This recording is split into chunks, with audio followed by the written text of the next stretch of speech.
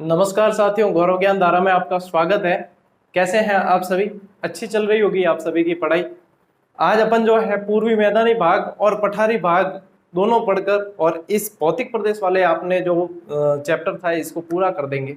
उससे पहले साथियों ये बताना चाहूंगा कि वे अति उत्साहित विद्यार्थी, अति उत्साहित ही कहूंगा, वे अति उत्साहित विद्यार्थी जो चाहते हैं कि सर फटाफट आप कोर्स पूरा कर दो, तो उनको थोड़ी सी यहाँ डिसअपॉइंटमेंट मिलेगी, क्योंकि ये नहीं हो सकता। आप मतलब समय मत देखो। अपन कहते हैं ना कि पढ़ने के घंटे महत्व नहीं रखते, क्या पढ़ा है और कितना पढ़ा है, कैसे पढ़ा है, वो महत्व रखता है। उसी तरीके से आप ये 30 मिनट या 35 मिनट देखते हो, ये महत्व नहीं रखता है। इस 30-35 मिनट में आपको जो कंटेंट मिल रहा है, आपको पढ़ने का जो तरीका मिल रहा है, आपको याद करने का जो पैटर्न मिल रहा है, वो महत्व रखता है। यही चीज मैं लाइव पढ़ाकर आपको इसी कंटेंट को 1.5 घंटे में भी दे सकता हूं। लेकिन क्या मतलब फालतू बातों में आपको लगाकर, और ये चीज नहीं देखते हैं विद्यार्थी, ये देखते हैं कि 1.5 घंटे की क्लास है तो बहुत बढ़िया, यानी कि बहुत सारा मैटर दिया है। अरे भाई, इसके नोट्स बनाते हो तो आपको 1 घंटा वैसे ही लग जाता है। आप जब इसके नोट्स बनाते हो, समझ गए? तो इसकी चिंता ना करें। आपके सिलेबस को पूरा करवाने की जितनी आपको चिंता है उतनी मुझे भी है। मुझे भी ध्यान है आपको रिवीजन करना है। विज्ञप्ति अभी आई नहीं, इसीलिए मैं कहता हूं विज्ञप्ति आएगी तो मुझे खुद जो लगेगा इसमें संशोधन कर दिया जाएगा क्लास में। तो इतनी हड़बड़ाहट चिंता ना करें, फिर आपको लगेगा कि सर रिप्लाई नहीं देते। कैसे दे बताओ? व्हाट्सएप, फेसबुक, अपने यूट्यूब के कमेंट और टेलीग्राम सब मिलाकर दिन के 2000 मैसेज आते हैं। किस किस को रिप्लाई दें भैया? अब रिप्लाई देने बैठ गए तो क्लासेस नहीं आ पाएगी। तो इसलिए ये हड़बड़ाहट छोड़ दो, और एक जो कंफ्यूजन नाम के विकार के शिकार हुए हुए हैं उनका भी कोई इलाज नहीं है। देखो, हर बुक के अंदर कुछ तथ्य अलग मिलते हैं। हम जब तैयारी कर रहे थे तो हमारे भी ये कंफ्यूजन तो होते होंगे, लेकिन इसको लेकर बैठा नहीं जा सकता।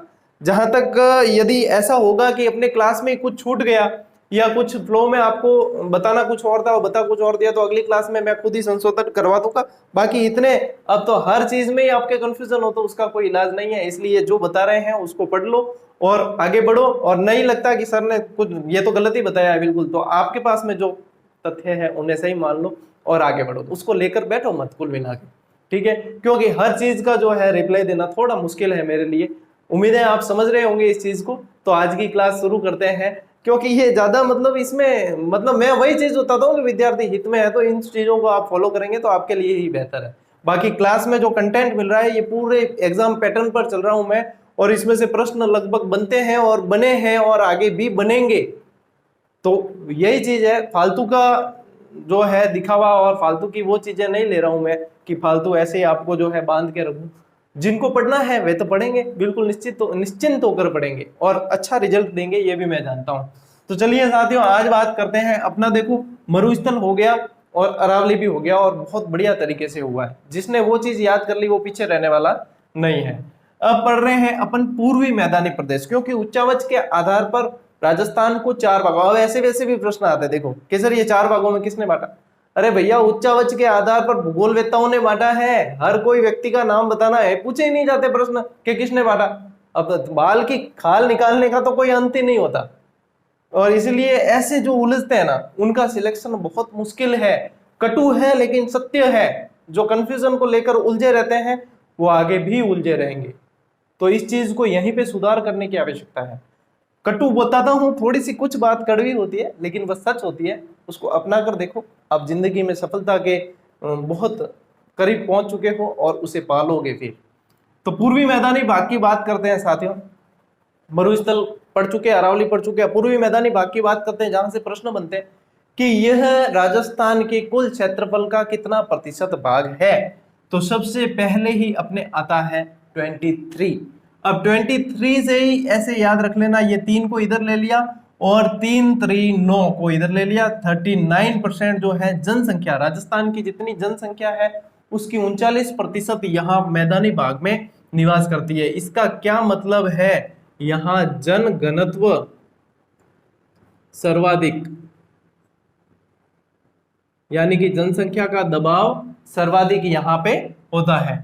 अब ये ढलान से बहुत बार प्रश्न बने हैं साथियों की ढलान किस तरफ है, और मैंने आपको बताया भी था कि ढलान जब भी पता लगाना हो किसी भी चीज का तो पानी की दिशा से पता लगाया जा सकता है। तो यहाँ पे अपन इसका ढलान देखते हैं तो पूर्व दिशा में है। कैसे कि चंबल नदी को यदि हम नोट करते हैं तो 84गढ़ चित्तौड़गढ़ से प्रवेश होकर और फिर वो कोटा बूंदी और ऐसे होते हुए सवाई माधोपुर धौलपुर इस तरफ जाती है। ठीक है ना। तो जब इसको राजस्थान के नक्शे को आप जरूर पढ़ना, क्योंकि यहाँ पे मैं आपको पूरा मैप वाला नक्शा नहीं बता सकता, अपने पास में संसाधन अभी इतने पर्याप्त नहीं है। आने वाले टाइम में इस पे भी काम किया जाएगा, लेकिन आप नक्शा पास में लेकर बैठे और देखें कि हाँ ये इस तरह सर ने बताया है और ये जा रही है, तो इस चीज को भी आप देखेंगे तो आपके काफी उसमें सुविधा हो जाएगी। आप ढलान का वाकई में पता लगा सकेंगे कि हाँ ये चंबल नदी जब मैं पढ़ाऊंगा तब आपको व्यवस्थित रूप से पूरा डायग्राम बना के बताऊंगा कि ये इस तरीके से बहती है। तो ये ढलान जो है इसकी पूर्व दिशा में है, इस चीज को भी ध्यान में रखना। जलवायु यहाँ की आर्द्र है, क्योंकि मैदानी भाग है, नदियां बहुत बहती है, तो नदियां बहने से क्या होता है, यहाँ की जलवायु कैसी है, आर्द्र है। अरावली की कैसी थी, उपाद्र थी। ठीक है ना। वर्षा 50 से 80 सेंटीमीटर यानी कि पर्याप्त वर्षा होती है, अनुकूल होती है, तो इसी वजह से ये जलवायु पर भी असर यहाँ करती है। मिट्टी कैसी है, जलोढ़ है, अल्फीसोल्स है। जलोढ़ दोमट मिट्टी होती है और अल्फीसोल्स इसका मतलब वैज्ञानिक नाम है एक तरह से। मिट्टी से संबंधित मैंने टॉपिक रीट में बहुत अच्छे तरीके से करवाया था। रीट की क्लासेस अभी भी चैनल पर ही है, सभी जो है प्लेलिस्ट बनाकर व्यवस्थित रूप से डाली हुई है। तो ये अल्फीसोल्स जैसे कि काली मिट्टी है तो वर्टिसोल्स कहते हैं, रेतीली को एरिडोसोल्स कहते हैं, है ना, लाल मिट्टी को इंसेप्टिसोल्स कहते हैं। तो ये सारी जो है इनके नाम ये ध्यान होने चाहिए। हालांकि आपके जो है मिट्टी वाला टॉपिक अभी सेकंड ग्रेड में नहीं है, लेकिन मिट्टी देखो रिलेटिव टॉपिक जो है ऐसे आ जाते हैं, ऐसी चीजें। अब आपको मान लो ये जलोढ़ ऑप्शन नहीं देके और अल्फीसोल्स दे दिया, अल्फीसोल्स, एरिडोसोल्स, वर्टिसोल्स, इंसेप्टिसोल्स इस तरीके से ऑप्शन दे दिए, तब भी आपको ध्यान होना चाहिए कि ये अल्फीसोल्स इसके अंदर है। मिट्टी वाला टॉपिक देखना, उसमें ट्रिक से मैंने याद भी करवाई है। ठीक है। मुख्य व्यवसाय, अब देखो क्योंकि यहाँ पे वर्षा पर्याप्त होती है, यहाँ की जलवायु आर्द्र है, यहाँ पे नदियां बहुत अच्छी तरीके से बहती है, यहाँ की मिट्टी जो है जलोढ़ है, तो ये कृषि के लिए बिल्कुल अनुकूल है। और यहाँ पे कृषि करते हैं, फसलें भी बहुत अच्छी प्राप्त होती है, अच्छी किस्म की। तो इनका मुख्य व्यवसाय क्या है, कृषि है। चीज को यहीं पे समझकर कंसेप्ट क्लियर करके आगे चलेंगे तो कोई भी समस्या आगे नहीं आने वाली है। इसको दो भागों में मुख्यतया ऐसे बांटा गया है कि इसका जो पूर्वी भाग है वह मालपुरा करौली का मैदान कहलाता है। मालपुरा आपको पता है टोंक और करौली वाला मैदान कहलाता है, और दक्षिणी जो भाग है वह इसका मेवाड़ का मैदान कहलाता है। अब आप में से कुछ लोगों के दिमाग में ये भी आएगा कि सर मेवाड़ की जो अपन ने उदयपुर, चित्तौड़गढ़ ये सारी चीजें अपने अरावली में भी पढ़ी, तो देखो अपने को इसमें स्पेशल ऐसा तो है नहीं कि ये स्केल लेकर लाइन खींच दी कि ये इसमें ही आएगा जिला और ये इसमें ही आएगा, ऐसा तो है नहीं। कुछ भाग इनमें भी आते हैं, कुछ इनमें भी आते हैं, इसलिए भी कहता हूं कि जिलों में भी कंफ्यूज कभी मत होना। हाँ, अरावली अपने मरुस्थल वाले प्रश्न बन चुका है, उसको ध्यान में जरूर रखना। अरावली वाले से भी एक बार बना है प्रश्न, उसको ध्यान में रखना। बाकी मैदानी में यूं है कि जहां पे नदियां बहती है तो उसके आसपास का क्षेत्र मैदानी होता है। ठीक है।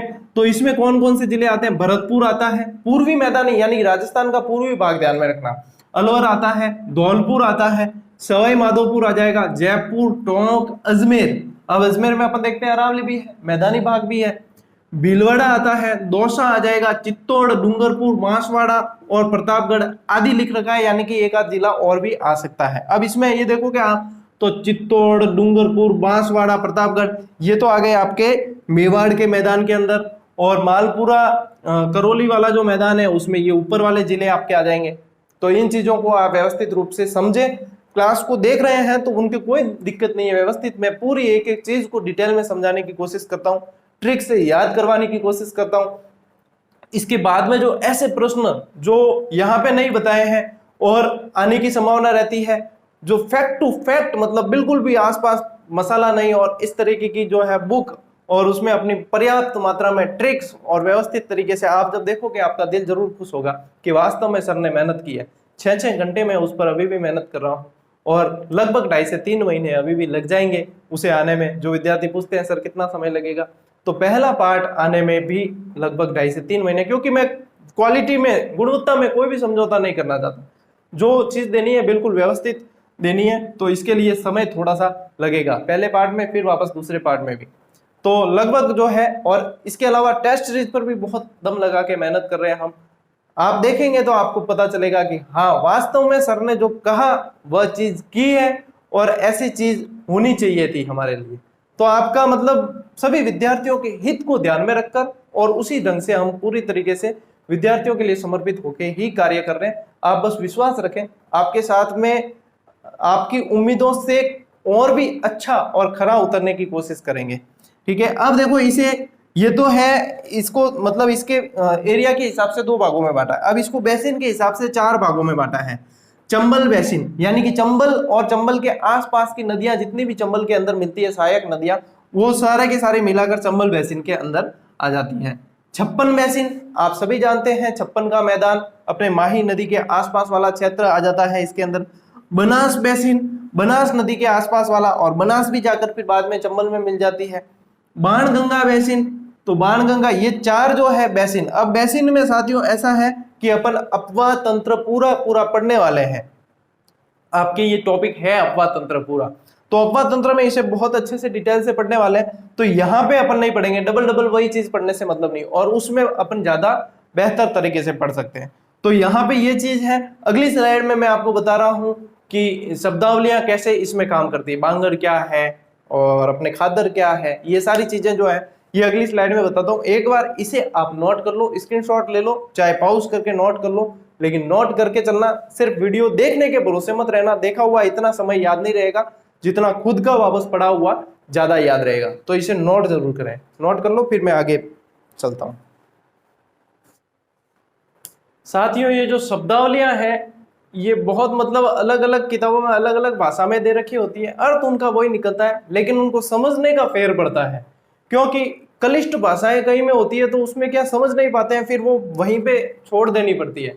मैंने कोशिश की है कि आपको बिल्कुल सरल भाषा में समझाया जाए, ताकि इससे संबंधित कभी कोई समस्या आपके नहीं हो। फिर आपको चाहे बांगर पूछ ले, खादर पूछ ले, बीड़ पूछ ले, बीहड़ पूछ ले, कहीं भी कोई समस्या नहीं होगी। इसी चीज को क्लियर कर रहा हूं आज के इस अपनी क्लास में। इसके बाद में आपके समस्या बिल्कुल ही नहीं होगी। सबसे पहले बात करते हैं मैदानी भाग से संबंधित शब्दावलियां हैं। सबसे पहले बात करते हैं कि बांगर किसे कहते हैं। ऐसे कमेंट भी आए थे कि बांगर सर क्या होता है, बांगर क्या होता है, तो आज समझ लेना। बांगर किसे कहते हैं? वह क्षेत्र होता है जहां नदियां पहले बहती थी, प्राचीन काल में तो बहती थी नदियां, प्राचीन काल में तो बहती थी और वर्तमान में कोई नदी नहीं बहे, यानी कि कभी कोई नदी बहती थी और वर्तमान में कोई नदी नहीं बहे। जैसे कि सरस्वती नदी है जो पहले बहती थी, अभी कहते हैं कि सरस्वती दृष्टवती जो गग्गर का ही दूसरा नाम था, लेकिन पहले जो है ये बहुत विस्तृत रूप से बहती थी, जो अब कहीं नहीं बहती है। तो इसमें होता क्या है कि पुरानी उपजाऊ मिट्टी, यानी जब बहती थी तब तो उपजाऊ मिट्टी लेकर आती थी, तो वो पुरानी उपजाऊ मिट्टी थी जो वर्तमान में कैसे होगी, अब कोई नदी नहीं बह रही है तो वर्तमान में धीरे धीरे वो क्या हो जाएगी, उपजाऊपन उसका खत्म हो जाएगा। तो वर्तमान में वो कैसी हो जाएगी, धीरे धीरे अनउपजाऊ होने लगती है, और वही क्षेत्र जो है हमारा बांगर कहलाता है। खास तौर पर देखा जाए तो शेखावाटी क्षेत्र इसके लिए जाना जाता है अपने राजस्थान के अंदर, क्योंकि उस समय पहले यहाँ पे बहुत नदियां बहती थी जो धीरे धीरे विलुप्त हो गई, और उसके बाद में ये शेखावाटी क्षेत्र इसके लिए जाना जाता है। तो इसमें इसको क्या है, ये पुरानी उपजाऊ मिट्टी है ना, तो इसे क्या है, पुरानी जलोढ़ भी कह सकते हैं। क्या कह सकते हैं? पुरानी जलोढ़ भी इसे कह सकते हैं। इस चीज को भी आप ध्यान में रखें। अब बात करते हैं बागड़ या वागड़ कह दो, बागड़, वागड़, या इसके कितने नाम है देखो, व्याघ्र घाट, इसी से व्याघ्र घाट से ही वागड़ बना है।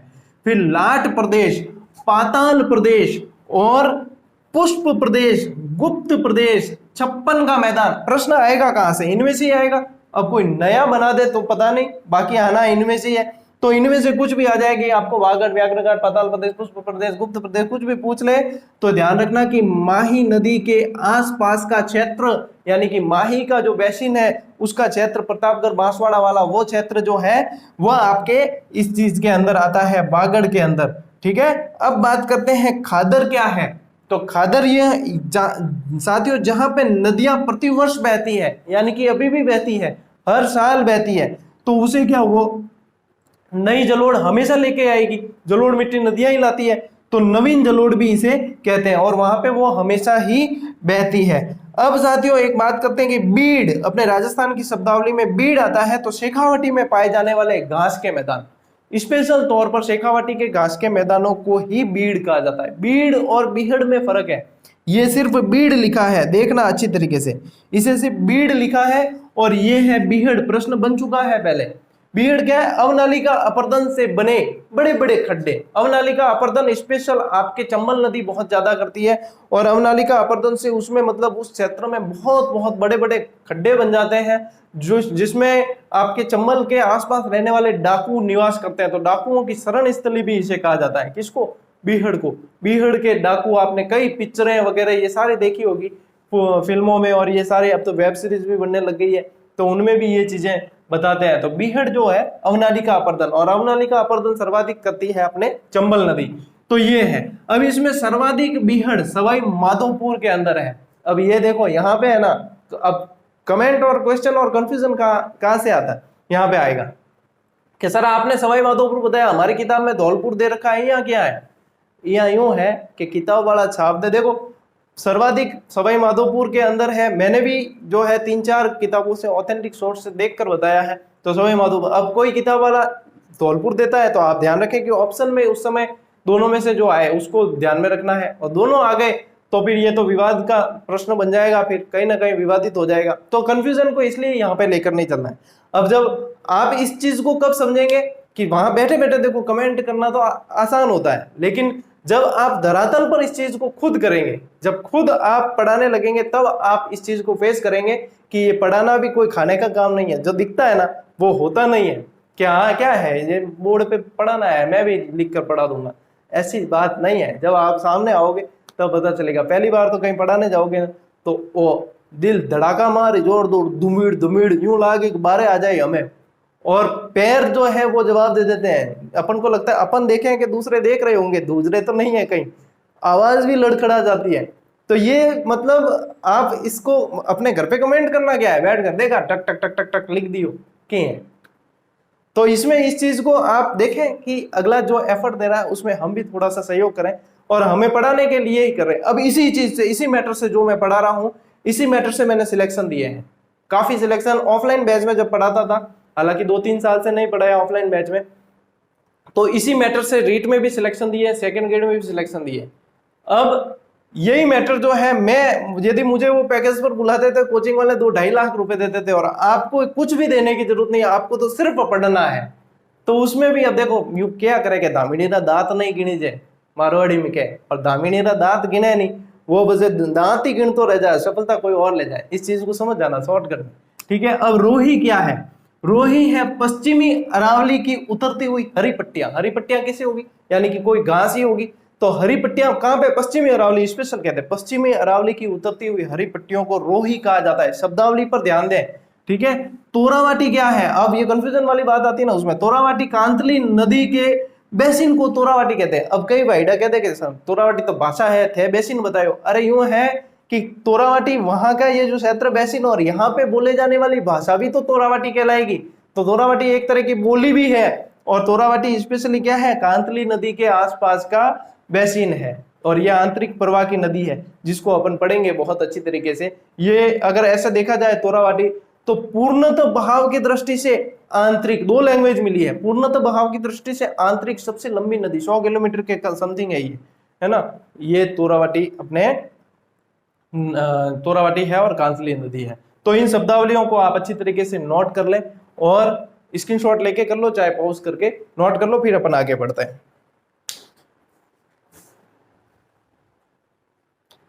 अब शुरू करते हैं साथियों, पूर्वी पठारी क्षेत्र, अपना दक्षिणी पूर्वी पठारी क्षेत्र। क्लास के अंत में एक मैसेज दूंगा आपको, उसे जरूर देखना। क्लास के बीच में बात नहीं करेंगे, अपने क्लास के अंत में एक मैसेज आपके लिए है मेरे पास। एक सेकंड। हाँ, तो दक्षिणी पूर्वी पठारी भाग पढ़ रहे हैं, अपना मैदानी पूरा हो चुका है। मैदान में से सवाल इतने बनते हैं, और फिर बनेंगे अपने बेसिन से संबंधित, उसको अपवाद तंत्र में अपन पढ़ेंगे, ठीक है। अब सबसे पहले इसमें भी बात करते हैं, तो 6.89 या फिर राउंड फिगर में 7% भी पूछ सकते हैं, ध्यान रखना। राजस्थान के क्षेत्रफल का कितना प्रतिशत भाग दक्षिणी पूर्वी पठारी क्षेत्र घेरता है? तो 6.89। जनसंख्या 11, बहुत बार पढ़ ली, ये चीजें याद हो चुकी होगी अब, ठीक है। औसत ऊंचाई इसकी यदि पूछ ली जाए, ध्यान रखना 500 मीटर औसत ऊंचाई समुद्र तल से पूछी जाती है। जलवायु इसकी उष्ण आर्द्र, अब उष्ण भी लिखा है, आर्द्र भी लिखा है, क्यों? क्योंकि आर्द्र तो देखो है ही, यहाँ पे वर्षा ज्यादा होती है। उष्ण इसलिए लिखा है क्योंकि कर्क रेखा आपको पता है निकलती है यहाँ से, डूंगरपुर बांसवाड़ा से। तो कर्क रेखा जहां से निकलती है वहां उष्ण जलवायु होती है। तो स्पेशली डूंगरपुर बांसवाड़ा के अंदर उष्ण होती है, बाकी आर्द्र है, इसलिए दोनों चीजें लिखी है, इस चीज को ध्यान रखना। मिट्टी यहाँ पाई जाती है काली, और काली को अभी मैंने थोड़ी देर पहले बताया था क्या कहते हैं, वर्टिसोल्स भी कहते हैं, वर्टिसोल्स मिट्टी भी काली को कहते हैं। फसल यहाँ पे सोयाबीन और कपास। अब सोयाबीन और कपास की फसल को नाइट्रोजन की मात्रा अधिक चाहिए जो काली मिट्टी में होती है। और काली मिट्टी का काला रंग किस कारण होता है, यहाँ पे चलो मैं इधर लिख लेता हूँ, आप ध्यान रखना।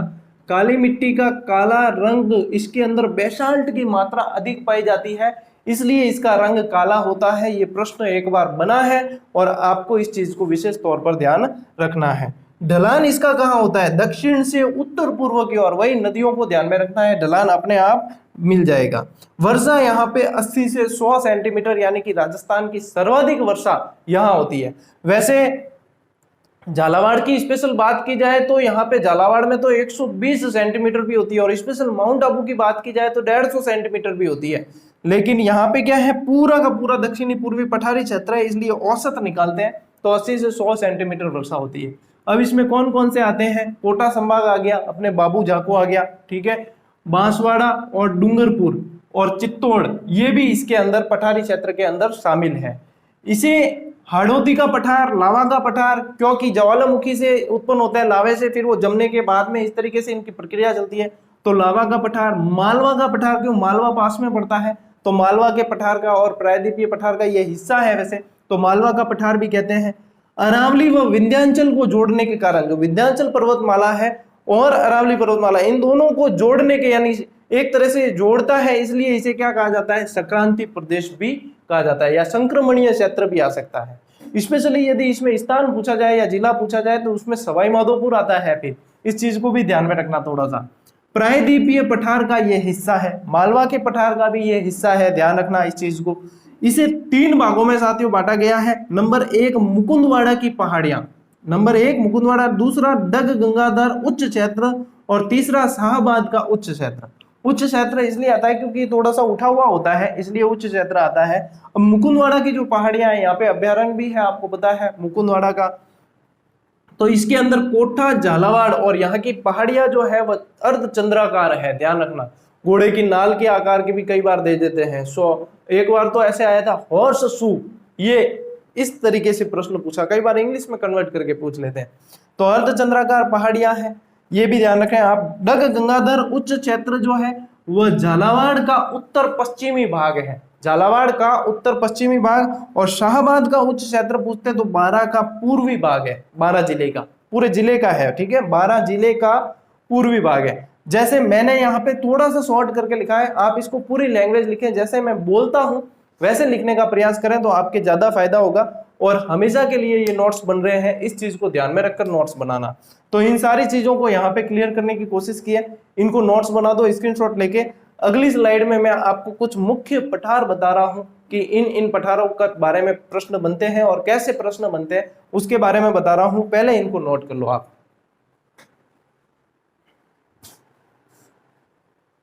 चूंकि अपने पठारों की बात चल रही थी तो कुछ पठारों को ध्यान में रखना स्पेशली जरूरी है। कई बार प्रश्न इन सारी चीजों को अभी जो पढ़ी उनसे छोड़कर और सीधा यहां से बना देते हैं, तो अपन इन पठारों को आज क्लियर कर देते हैं। उड़िया का पठार जो है साथियों, ये सिरोही के अंदर स्थित है। उड़िया का पठार इसलिए कहते हैं क्योंकि सबसे ऊपर है, तो ऊपर कौन उड़ता वो ऊपर ही रहता है ना, तो इसलिए ये सबसे ऊंचा पठार है, राजस्थान का सबसे ऊंचा पठार है, ठीक है। 1360 मीटर इसकी ऊंचाई है। आबू का पठार उड़िया के पठार से जस्ट नीचे है, जो 1200 मीटर ऊंचा है। फिर मेसा का पठार, मेसा का पठार चित्तौड़गढ़ के अंदर है और चित्तौड़गढ़ का दुर्ग जो है मेसा के पठार पर ही बना हुआ है। भोराट का पठार, भोराट का पठार साथियों गोगुंदा से कुंभलगढ़ तक, जिस तरीके से मैंने आपको बताया उसी तरीके से प्रश्न बनता है, गोगुंदा से कुंभलगढ़ तक ये फैला हुआ है। लसाड़िया का पठार उदयपुर के अंदर है, सर्वाधिक कटाफटा विच्छेदित पठार है और ये जयसंबंध झील के पास में स्थित है। किसी भी लैंग्वेज से प्रश्न बन सकता है। ऊपरमाल का पठार, ऊपरमाल का पठार जो है बिजोलिया से भैंसरोडगढ़ तक है। इनको अपन ने स्टार्ट में प्रारंभिक शब्दावली में भी पढ़ा था, बिजोलिया से भैंसरोडगढ़। इस बिजोलिया को विजयावल्ली भी कहते हैं, किसान आंदोलन से बहुत संबंधित अच्छा है ये। और भैंसरोडगढ़ जो है ये एक यहाँ पे जो दुर्ग बना हुआ है, एकमात्र दुर्ग राजस्थान का ऐसा जो व्यापारियों द्वारा बनाया गया है। भैंसासा और रोडाचारण ने डाकुओं से बचने के लिए बनाया था भैंसरोडगढ़। यहाँ अभ्यारण्य भी है जो पट्टी नुमा है। बहुत सारे प्रश्न है जीके में, बहुत सारे प्रश्न है। तो मैं ज्यादा लिंक नहीं करता हूँ क्लास को, इसलिए क्योंकि कई विज्ञान के विद्यार्थी, कई मैथ्स के, तो ज्यादा लिंक करने से उन्हें पढ़ा हुआ नहीं है। मैं अपनी तो विद्वता बता दूंगा कि मैं इतना विद्वान हूं, देखो मुझे याद है, लेकिन उससे कोई मतलब नहीं है। विद्यार्थियों को कितना याद हो जाता है, विद्यार्थियों के पास में कितना मैटर चला जाता है, वो उस किस तरीके से समझ पाते हैं, ये सबसे ज्यादा प्राथमिकता रहती है। भूमंड का पठार जो है साथियों डूंगरपुर बांसवाड़ा वाला क्षेत्र है, इनमें कहीं भी कोई समस्या आने वाली नहीं है। तो इन्हें याद कर लेना बहुत अच्छी तरीके से, यहाँ से प्रश्न काफी बनते हैं। अब साथियों बात करते हैं, मैंने कहा था आपको कि लास्ट में एक इंपॉर्टेंट मैसेज दूंगा। मैसेज ये है कि कई विद्यार्थी जो ऐसे हैं दूसरे स्ट्रीम से पढ़ने वाले, साइंस, कॉमर्स वाले, तो बार बार प्रश्न पूछते हैं। कॉमर्स वाले जो है साथियों द्वितीय श्रेणी के लिए एलिजिबल नहीं है, फिर भी विज्ञप्ति में कोई ऐसा रूल डाल के और एलिजिबल कर दें तो देखेंगे। बाकी अभी तक जो चल रहा था उसके अनुसार एलिजिबल नहीं है कॉमर्स के विद्यार्थी, ठीक है। तो साइंस और मैथ्स वाले स्ट्रीम वाले जो हैं उनके लिए ये जीके की जो बेसिक से क्लासेस ले रहे हैं, और मेरी कोशिश ये है कि मैं सारा ही मैटर पूरी तरीके से अपने पूरे समर्पण के साथ में दूं और पूरी एक्यूरेसी के साथ में आप तक पहुंचाऊं। अब इसमें वे विद्यार्थी जो बार बार मारवाड़ी में क्या कि उतावल घनी करे, जिको उतावल ज्यादा करे नहीं, बिना वास्ते वो है कि देखो अपनी क्लासेस के साथ में जो जिस तरीके से चल रही है, मैं गुणवत्ता के साथ में कोई भी समझौता नहीं कर सकता। यदि आपको लगता है कि सर इस तरीके से तो सिलेबस पूरा नहीं हो पाएगा, या फिर आप क्या पता कैसे पढ़ाओगे तो हम पीछे रह जाएंगे, यदि ऐसा लगता है तो वे स्वतंत्र है अपने निर्णय के लिए, कहीं से भी कोई भी पेड कोर्स ले सकते हैं। न तो मैं किसी को सजेस्ट करता हूं, न मैं किसी को मना करता हूं कि ये अच्छा नहीं है या ये ऐसा है। तो आप 1 महीने में, 1.5 महीने में उनकी क्लासेस अपलोड की हुई होती है हमेशा के लिए, वो लेकर पढ़ सकते हो, पढ़ लो, कहीं कोई दिक्कत नहीं। और चाहिए कि अपन साथ साथ सर के साथ चलें तो अपन चल ही रहे हैं। मेरे ध्यान में भी आपका सिलेबस है, मेरे ध्यान में भी ये है कि मुझे पूरा करवाना है। लेकिन जिन साथियों ने मुझ पर विश्वास जताया है और जो बहुत अच्छी तरीके से पढ़ रहे हैं, 2, 4, 5 जो है ऐसे नेगेटिव कमेंट वो छोड़कर हजारों की मात्रा में जो पॉजिटिव कमेंट आते हैं, उनके लिए मुझे काम करना है। और उनके लिए काम यही है कि क्लासेस की गुणवत्ता के साथ में कोई समझौता नहीं होगा, क्लासेस ऐसे ही चलेगी। हाँ, यदि मुझे लगेगा कि एग्जाम पास में आ रहा है या विज्ञप्ति आ गई है, अब मुझे समय बढ़ाना चाहिए, तो मैं खुद जो है समय उसका बढ़ा दूंगा। आप तो मतलब जो मैटर मैं दे रहा हूं उससे पढ़ लो और अच्छे से याद कर लो। अब शनि रवि को जैसे क्लास नहीं आती तो रिवीजन कर लो, आपका सब्जेक्ट भी पढ़ना है आपको, वो भी पढ़ लो। और 5 क्लासेस आती है, 5 क्लासेस का 2 दिन में बहुत अच्छे से रिवीजन हो जाएगा। फिर बार बार आप पूछते हो सर रिवीजन कैसे करें, तो ये रिवीजन का यही टाइमिंग है और इसी तरीके से आगे बढ़ना है यदि सफलता पानी है तो। बाकी तकड़ करनी, उतावल करनी, कहीं भी करना है तो करता रहो, भले ही कोई मतलब उसका अंत नहीं है। तो भले ही सारी चीजें हैं सब, लेकिन आप अब समझ चुके होंगे कि जो मैं कहना चाहता हूँ, गुणवत्ता और युक्त यदि क्लासेस चाहिए तो साथियों ऐसी ही क्लासेस मिलेगी। फिर उतावल में तो मैं ये जितने आपको अरावली, मरुस्थल और ये अपने मैदानी और पठारी, ये सारी की सारी आपको जो है 2 घंटे की क्लास में पूरा एक साथ ही करवा सकता हूँ।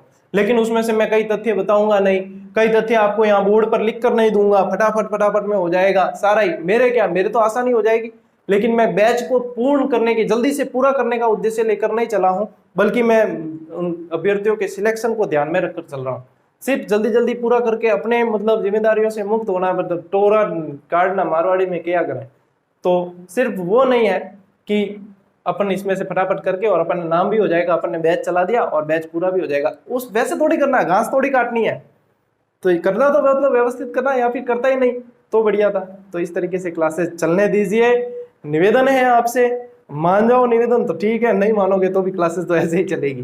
ठीक है, मिलते हैं साथियों अगली क्लास में, तब तक के लिए राम राम, जय हिंद।